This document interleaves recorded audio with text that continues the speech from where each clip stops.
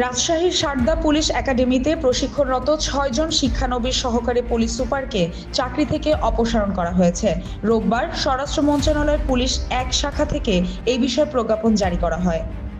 চাকরি হারানো পুলিশ কর্মকর্তারা হলেন শিক্ষানবিশ সহকারী পুলিশ সুপার মোহাম্মদ দেলোয়ার হোসেন, মাহমুদুল হক, মোহাম্মদ ইশাক হোসেন, মোহাম্মদ মশিউর রহমান, মোহাম্মদ রাকিব আনোয়ার ও সাইদ করিম মুগ্ধ।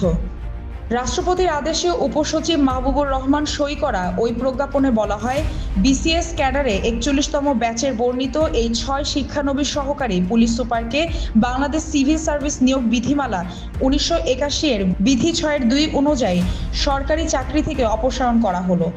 যথাযথ কর্তৃপক্ষের অনুমোদনক্রমে এই আদেশ জারি করা হয়েছে বলে প্রজ্ঞাপনে উল্লেখ রয়েছে।